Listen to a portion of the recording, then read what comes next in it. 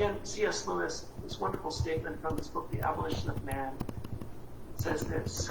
He speaks of man's understanding of truth existing as objective value, something fixed and transcendent, immovable, and refers to its reflection in Hinduism, in the writings of Plato, Aristotle, in Confucianism, in Judaism, and of course in the teachings of Jesus. He says what is common to them all is something we cannot neglect. That is the doctrine of objective value, the belief that certain attitudes are really true, others are really false, and the kind of thing the universe is, and the kind of things we are, moral beings. He elaborates further concerning the moral law in Mere Christianity, telling us that we all every day, and in numerous circumstances, appeal to a standard beyond ourselves that determines right behavior. In other words, what we ought to do. And that we all have some awareness of this standard. The Enlightenment philosopher, Immanuel Kant, had this to say about moral law. He took it for granted that moral law existed. He believed everything should be arrived at through reason. He didn't believe that we could prove God's existence, but he thought it would be good for us to believe in God. But concerning moral law, he took it for granted. He says this is Immanuel Kant. Two things fill the mind with ever new and increasing admiration and awe. The more often and steadily reflection is occupied with them. The starry heaven above me and the moral law within me. Neither of them need I seek and merely suspect as enshrouded in obscurity or raptured beyond my own horizon. I see them before me and connect them immediately with my existence. Philosophers like William Lane Craig often use the moral law described as moral values and duties as evidence of the existence of God. And finally, in his book, The Natural Moral Law, The Good After Modernity, philosopher Owen Anderson, who's now at Arizona State University, explains how philosophers throughout the ages have weighed in on the subject of moral law and how one's belief about God affects one's understanding of natural moral law and how the true moral law can really be based on seeking the summum bonum, the highest good, which is knowing God himself. So, okay, Dr. Braatz, that's a lot of philosophy and history, but what does the moral law have to do with abortion? Okay, so if you ask yourself, what would be, for a person who's pro-choice, who really thinks abortion is a good thing, what's their best argument, okay? It's probably something like, a woman has the right to what happens to her own body. A woman has the right to her own destiny. And, she does have those rights. And we argue that the unborn or preborn child in her womb also has a right to life. But here's the thing about rights. The most solid foundation for any human right is based on the dignity of man and woman, the dignity of mankind, an idea like we're created in God's image, okay? So when we speak of rights, we mean ultimately, as with our founding fathers, inalienable rights conferred by our Creator. Such rights should be understood in this context, rather than arbitrary privileges assigned by those with the power to make law and enforce justice. In other words, not just a right that some lawmaker or some group of lawmakers decide we can have and tomorrow they take it away, but we're talking about something really transcendent, something that's beyond our judicial systems, that comes from true human dignity, ideas like created in the image of God. And truly, if we have a creator, then the natural moral law was designed and has a purpose too. But even without believing in a creator, if you claim that human rights come from transcendent truths like dignity of the human person, conscious existence, free will, ability to reason, then you must include moral law. Leaving moral law out eliminates virtue, because without moral law, there's no standard for goodness, and there is no virtue. So when we point to a right, we must ask, what about the moral responsibility that comes with that right? Yes, there is a right, but the moral law would not stop there. It tells us that there's more that comes with our rights, and we all know this. Surrounding the subject of abortion, what responsibilities apply to the woman who's pregnant, to her community, to her friends, to the medical profession? And as I contemplate these questions, I see four aspects of moral law that can be applied to the question of abortion. And I believe there are aspects of moral law because I think we all agree that they are fundamental moral truths acknowledged by most all human societies throughout history. And here they are, these four things. First is the golden rule. Second, the responsibilities that all humans understand to nurture children. Thirdly, responsibility to protect innocent life when it's in one's power to do so. And lastly, simply the commandment, thou shalt not kill. So these four moral truths, let's talk in a little bit more detail about each one, starting with the golden rule. Yep, it's found in the Bible in Matthew chapter 7. You find the words of Jesus, so whatever you wish that others would do to you, do also to them, for this is the law and the prophets. But there's some reflection of something like the golden rule in almost every culture and almost every religion. For example, from the Analects of Confucius, a disciple of Confucius asked, is there any word that could guide a person throughout life? And the master replied, how about shu, reciprocity? Never impose on others what you would choose for yourself.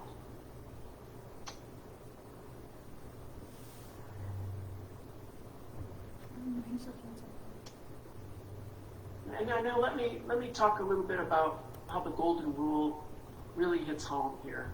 Imagine that you're looking at an ultrasound image. Most of you had ultrasound, probably all of you did when your mother was pregnant with you. And you can imagine the doctor with the ultrasound machine, the transducer on your mom's tummy, and there you are on the ultrasound monitor, and as you're moving your little arms around, your little legs around, and your heart is beating, and your mother's looking at you, the doctor's looking at you.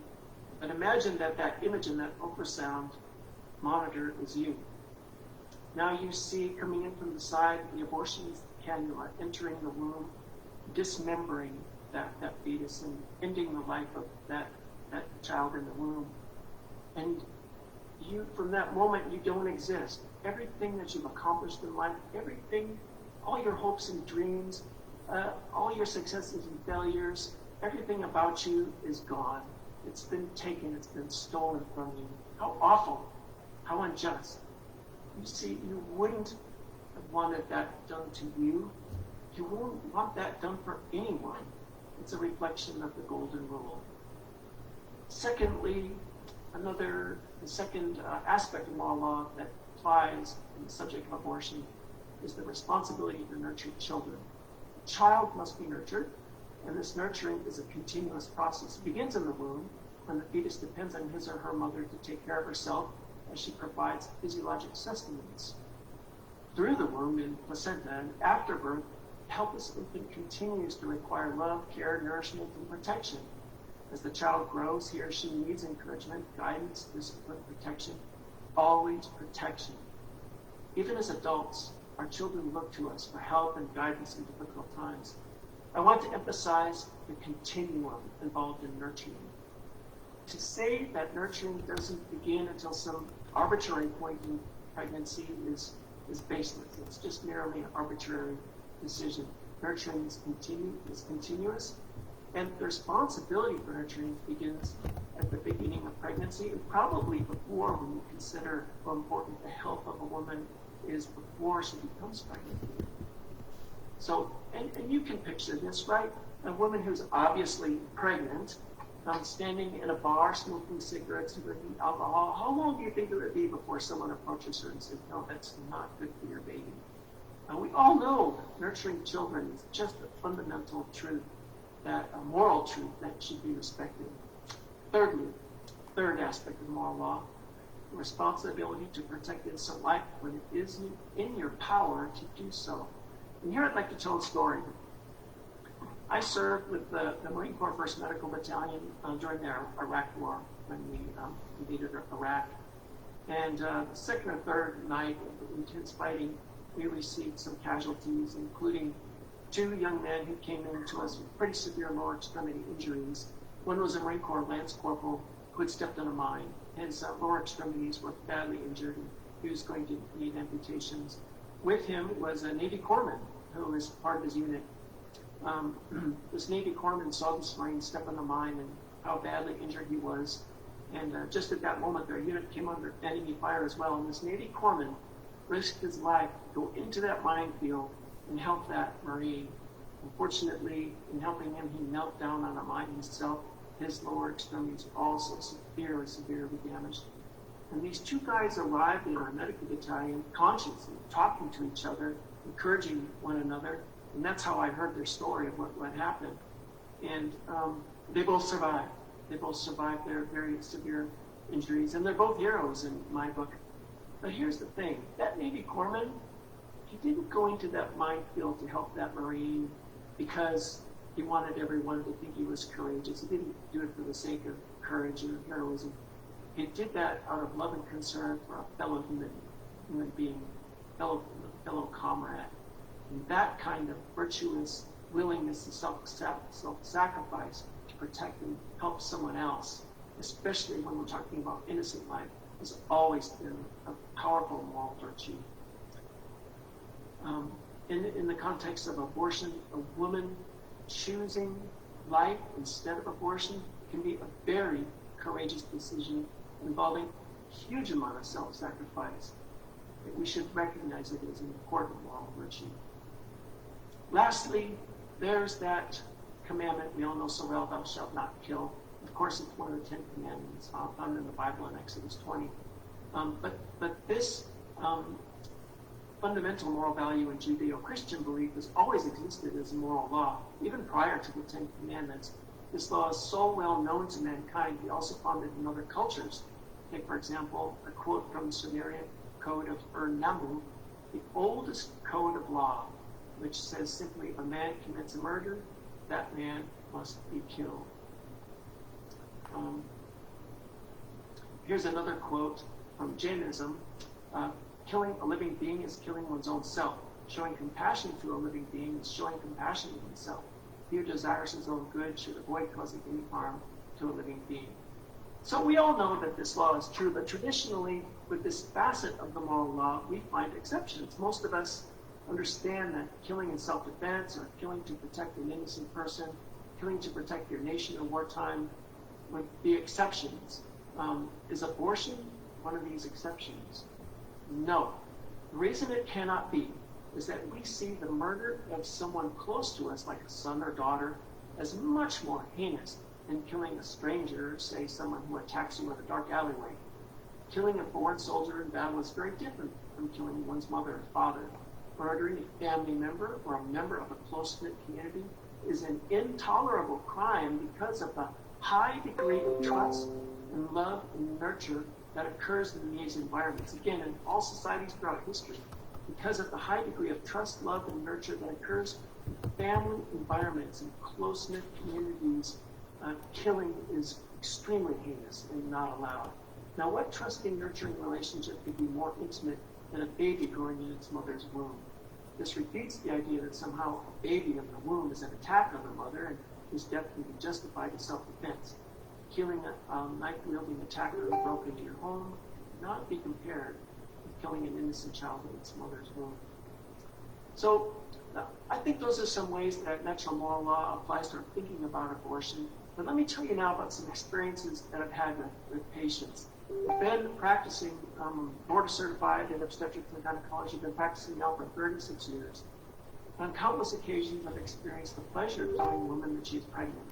It's usually a happy time for everyone concerned. It's something I never tire of. Every now and then, however, the occasion is not joyous. Some women,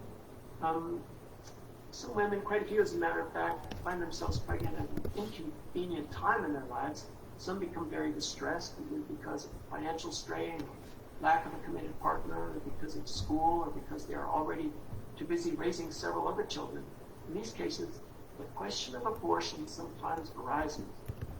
So after listening carefully to a woman explaining to me her distress, and this question of abortion arises, I just listen. I just listen to what she has to say. I set down my pen and I look at her and I just ask this simple question. Well, how do you feel about abortion? I just ask that question. How do you feel about abortion? And what I learned from her answer, from all their answers, is unequivocal. Almost all women answer in a way that reveals a belief that abortion is fundamentally wrong. Usually she says something like, well, I don't really believe in it, but, or I don't think I could ever do that, but, or I think it's wrong, I never thought I would ever even consider it, but, and then there follows some rationalization for why in her case she feels she might go ahead with it despite her beliefs, some reason why she feels she has no other option. And, when I was a young doctor, I started with this approach of just asking a simple question, frankly, because I didn't know what else to do. It's when you're pro-life and your nurse tells me this next patient is considering abortion, and you go in the room and you're like, you don't want her to choose abortion. You hope she chooses life, but you can't make that decision for her. And you don't want to disrupt the physician-patient relationship by saying something that's going to make her angry with you. And you don't really know what she believes. And so just out of really desperation as a young doctor, I would just, I would start just by listening, just listen. And then just ask that question, how do you feel about abortion? And go from there. So I developed this habit, and I remember one day it dawned on me. They're all responding the same way. They're all saying the same thing. They all start off with some expression of, wow, I don't like abortion. I don't believe in it. I never thought it would ever even consider it. But, and then she's rationalizing why she just feels forced or pressured into doing this. And I really think that we're getting a glimmer, a hint here of the moral law making itself felt before it's rationalized away. I think that's what we're seeing, a glimmer of the moral law here. I see it in other ways, and I've had patients express to me things about abortion. Now, most women don't talk about abortions they've had in the past. But when I take an obstetrical history, I don't ask a lot of questions about previous abortions. I don't comment about it, but sometimes it's unclear what the obstetrical history is. I know there's been one or two previous pregnancies, and I'm not sure what happened with those. I need to know if there were any complications that could put this present pregnancy at any additional risk. So I might ask, what was this? What happened with this pregnancy here? And it surprises me sometimes what women say. A woman told me one time I had an abortion, and it wasn't what I wanted. It just came out spontaneously like that. Another woman came to me, talking to me weeks after an abortion, tearful and distressed, and taking Zoloft to help control her depression, and she confided in me, I really wanted to keep the baby. I had other women tell me, yeah, I had an abortion, it wasn't what I wanted. One woman said to me, it felt like my soul was being ripped out of me. So I've come to the conclusion that an abortion is a very hard thing for a woman to do, and even that most women who have an abortion do it in spite of their belief that it's wrong. And if there's any practical application to this knowledge, here it is. And this is something I think that can help us in talking with women who are what we call abortion vulnerable. We're not sure what they're going to do, but they're distressed in finding themselves pregnant at this time. If you just, instead of trying to make any decisions for her, don't try to tell her what to do. Listen. It's very important that you listen to her, what she has to say, the situation that she's in, and just ask that question. How do you feel about abortion? And usually there's some expressions, as I mentioned, of regret or not being comfortable with it. And then all you have to do is say, I really think you should remain true to your deeply held beliefs. Just be true to what you believe inside, your deeply held beliefs. No one can argue with that. No one can say that's wrong. And the vast majority of the time, that's all I have to do when I'm encountering a woman who's abortion vulnerable. I usually follow that up with doing an ultrasound exam and then receiving her baby.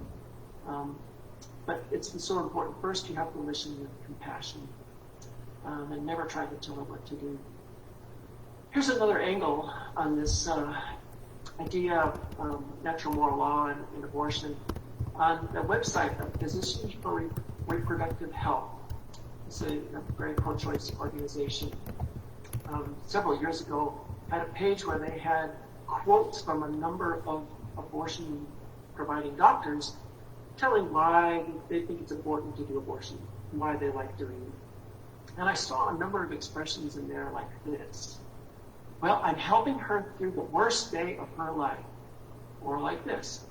I'm helping her feel better about it. Or like this. She's feeling like she's doing something very wrong, but I explain that she's actually showing a higher level of moral development. So I thought, okay, so if abortion isn't wrong, why all this cajoling? Why all this, oh, you really are doing the right thing? Why is it necessary to go such great lengths to convince women that abortion is no big deal?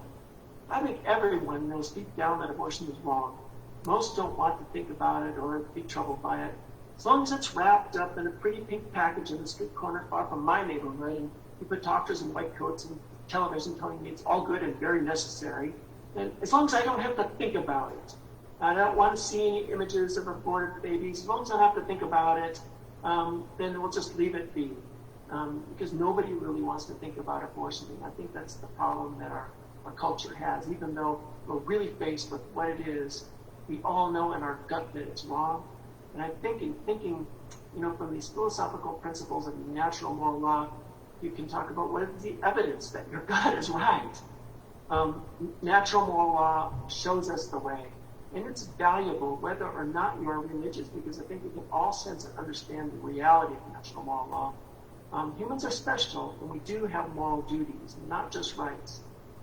So even if you say, Dr. Braatz, you're talking about moral virtues, and virtues are not obligatory, I respond this way. I say, a healthy society will encourage all of its citizens to pursue moral virtue in every circumstance of their life. That would be a sign of a healthy society, and unfortunately, I don't see much of that in our society right now. Again, it may be a great act of sacrificial love for a woman not to have an abortion. We should recognize it as a virtue to be encouraged. In other words, we approach this woman positively, saying, you can do this. You are smart enough. You are strong enough. You are courageous enough. And lastly, I will help you. Well, I could conclude there, but I want to make a comment about how those of us who are Christian believe, how that plays in as well. Because for the Christian to really know God, we must examine the life and person of Jesus Christ. Here we see God's love manifest in the flesh. God has become a man and walks among us. What do we see in him? It is compassionate, uncompromising love that is supremely sacrificial. Picture Jesus healing the blind, the sick, and the lame. Picture him forgiving sins and traveling day after day with no place to lay his head, teaching the Beatitudes, calling out hypocrisy, and patiently explaining parables. Picture him washing the feet of his disciples and then giving himself up to be crucified. And this last, he did on behalf of all mankind, a supreme act of sacrificial love. Seeking to know God and follow him, following Jesus, we find ourselves being gradually transformed to be more like him, to think and reason like Jesus, to act toward others as Jesus does, to reach out in compassion and sacrificial love to those who are hurting or in need as Jesus does. These new desires we find rising up within us as we follow him. This is the goal of every Christian, to be more like Jesus every day. Applying this balm of love to the wound of an unexpected pregnancy changes one's outlook quite considerably. One begins to consider more rationally the best interests of the innocent and vulnerable unborn child. One finds it more rational to courageously confront and lay aside one's own problems, doubts, fears, and concerns, and allow unbounded love to flow to that child. And so, in this way, after careful consideration, a woman, couple, doctor, family, community, perhaps even a nation, chooses life. Thank you. That's all I have. Thank you so much. So we have a couple of computers on here. Thank you so much, Dr. Braatz. Sorry, why do I hear your voice? Can you hear me right now? I do not. Okay. Thank you so much for talking to us, Dr. Braatz. You can't hear me? Okay. We have a couple computers on here, so that's why we're trying to figure it out. But thank you for that really informative, inspiring talk. We have a few questions for you from Facebook in here. and ones that we've thought of. Hopefully people will learn from. So if you have a few minutes to answer our questions, we'd love to give them to you. If you're ready. Okay. I don't know, can you put this volume on? Do you want me to switch to mine? So that, yeah, okay. And your Mute yours. okay. Okay. We should be good. Hard to. Okay, Dr. Braatz, if you can hear me, I have a question here. I think I'm still muted. Oh, there you are. There you go. Okay. Thank you for putting up with our technical difficulties. So I had a question about how you were talking about women making this beautiful sacrifice and we should support her. And I was just wondering what to say to somebody who maybe countered, like a feminist, well, men don't have to make this type of sacrifice. It seems very almost anti-woman that, that women have to do all these hard things. So like, what would you say to somebody maybe who would put up that objection? I have to agree in large part. I think that's a major problem in our society. Men are becoming more and more irresponsible and not taking seriously their more responsibilities that they have to women. When they enter into an intimate relationship with a woman, I think that's a big problem in our society and it should be addressed. And, with the young men I know in my life, I'm trying to make that impression on them. Mm-hmm. Exactly. A man of courage and virtue will always think of protecting a woman and what's in her best interest. So there should be a sacrifice on the man's part as well for me to emphasize. Yeah. So we also wanted to ask, do you have any advice for those who are going into medicine who might be struggling with how to respond to certain things or struggling with, being confident in their own faith and their own opinions on the subject, because it's a very controversial subject and you can get a lot of backlash for just being pro-life. So what would you suggest for those who are going into the field? Well, I would say there's kind of two aspects to that. The first aspect, probably the most important aspect, is the feelings of insecurity that we have. Feelings of insecurity, maybe even a feeling of inferiority. Like I can't measure up or I can't explain myself well enough. I certainly struggled with that when I was younger. The whole idea of going to medical school was scary for me because I came from a family where my dad didn't even graduate from high school. No one had gone to college before. And I found welling up inside me this desire to become a doctor, and it was really scary. I had overwhelming thoughts every day. I'm not good enough. I just don't have it in me, and it's fear in the pit of my stomach, and struggled with that. And I'll just tell you that anything that's worthwhile in life, you're going to face some fear and some feelings of like, I'm not good enough. And you just have to confront those and do what you know is right. And 36 years later, I'm really glad I did. Along the way, I have to say, I've been respectful of other people's beliefs, and they've been respectful about mine. There are times when I really should have taken a stronger pro-life stand, and I compromised and I didn't, and I'm ashamed of those times.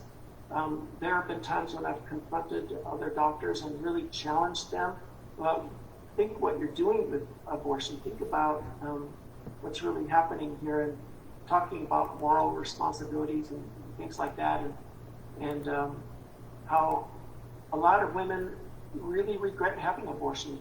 Abortion has complications, challenging doctors who are doing abortions that way. And I've been really pleasantly surprised that they haven't thought about a lot of these issues. They really hadn't even thought about it. I think you'd be surprised. The things that we talked about tonight, if you think about these things, kind of educate yourself about I'm on the board of the American Association of Pro-Life OB-GYNs. We have a practice bulletin for healthcare providers. how to counsel an abortion vulnerable patient, and it has in there, all of the problems that abortion can bring in terms of mental health effects, and it actually cites the literature for that, risk of premature labor and future pregnancies and abortion complications, even breast cancer risk, I think can be affected. So, and most abortion doctors don't think about those things. Yeah. Okay, we had one more question for you before we end here, unless anybody else has a question. If anybody else has a question, feel free to jump in or put in the chat. By the way, that's what Dr. Steven's here for. And by the way, we're definitely glad you became a doctor too, 36 years ago. Like you were saying, you're glad you did it, we are too. And what you were saying there at the end about just kind of the science behind abortion, especially the risks of abortion. So often we hear, especially among younger people, I think, the whole claim that abortion is less dangerous than labor, which it sounds crazy, but we hear that a lot. I know I have. And so how do you just quickly talk about the risks associated with abortion versus the complications, with delivery that may require abortion? Yeah, there was a study that was published in a major journal a few years back claiming to show that abortion is safer than childbirth. But if you look at how those statistics were done, they're really comparing apples and oranges. And the methods of data collection couldn't have captured a lot of abortion complications. If you just realize that most abortions occur in clinics and complications that happen hours or days later, especially after hours, the clinic's closed and patients are showing up in the emergency room. And a lot of those complications are never being recorded or coded as abortion complications. So a lot of those are missed, a lot of fatalities are missed. And so we really don't have any good data to compare, and it's really not accurate to say that abortion is safer than childbirth for those reasons. Mm-hmm. Exactly. Yeah. Does anybody else have any questions they'd like to ask Dr. Steven before we let him go? And if you think of them later, just let us know, Students for Life, and we can always contact Dr. Steven too. But now's the last chance. Speak now or forever hold your peace. I also wanted to mention before we finish that we are raising money for the pregnancy center here in Albuquerque, and I will put the link here and on Facebook. So please be generous if you can, because we are trying to raise money for our little pregnancy center through this conference, and they do an amazing job helping, abortion-minded women every day, much more than we do here, obviously. So I'm just going to put that here in the chat, and then you can all save the link if you'd like to donate later. Here we go. And I'll put it on Facebook too. And then Dr. Steven, thank you so much. There we go. That's the link. Thank you so much for talking to us, and we learned so much. I definitely did. Well, you're very welcome. It's a pleasure to meet you. Big help. Thanks for inviting me. Of course. And we'll continue to have this on our Facebook page so people will continue to learn from it. And I'm excited to see what that brings.